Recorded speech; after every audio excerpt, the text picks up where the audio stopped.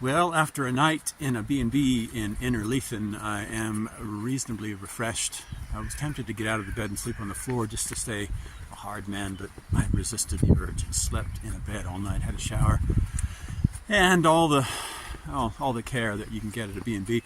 Went out to lunch and then dinner at one of the local church person's house, a lady named Ruth, who took very good care of us and promises to be a real friend on the Kentigern way for hospitality. Gosh, what else can I say? A big adventure yesterday. Two aspects of the walk. One was a plantation that was being cleared. Now, a plantation, for those of you here in America, is not a place where they keep slaves. Rather, it's a place where they grow trees. And Scottish lumber is a huge export. And these were some big machines pulling down a whole forest in much the same way that I pull weeds out of my garden. Amazing machinery. And then there was bags and bags and bags of new trees that were going to go in, thousands of them. And then a couple miles later, we see more like what the Highlands are like, which is completely empty of trees. And wow, the wind was really punishing. And just reflecting on those two landscapes, I said, both of those are not quite right. There should be a balance of trees. Plantations is monocultural, so there's all one type of tree, whereas the rest of the Highlands, there's nothing. It's like a desert. And I'm told that Britain used to have so many trees that a squirrel could go from Land's End to John O'Groats without ever touching the ground. And that would have been about 5,000 years ago.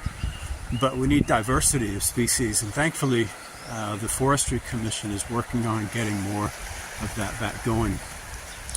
So today, Innerleithen to Peebles and probably a little past Peebles as I make my way towards Broughton, and then Biggar, and then New Lanark, and then home to Hamilton. So a couple more nights wild camping, maybe a couple places where I can spend the night with a friend. So yes, the adventure just continues. Last night I needed to get some cash, so I went to the co-op, to the ATM. It swallowed my card, wouldn't give it back, and it destroyed it. So that was a little bit of a bummer. And as we're coming back out of the co-op, a young guy walks past me and says, "John." And I said, "Seth." And it was the Midnight Cyclist who had joined us at the Bothy. I mean, what are the odds of that sort of thing? So we had a little chat, and it felt like running into an old friend, even though we knew each other less than 12 hours, more like about 10 hours, and 6 or 7 of those were sleeping. Anyway, it just goes to show you the friendships you make along these journeys. My German friends I met on the trail yesterday, they are now going east, carrying on with the Southern Lapland Way, while I am now going west, back towards Hamilton and home. So thankfully the weather is finally cleared and is more like a classic Scottish April morning.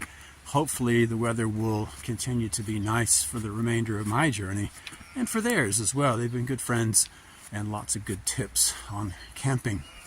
One of which is how to lighten your load. Now, Christine's done a lot of long distance backpacking, and I was talking to her about what she eats and the sorts of things she brings, and she says, "Well, how heavy is your tent?"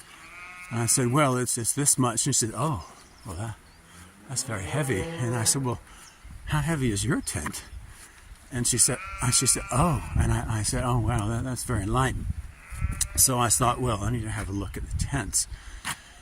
And then I realized that the more you spend on a tent, the lighter they get, which explains mine was relatively economical.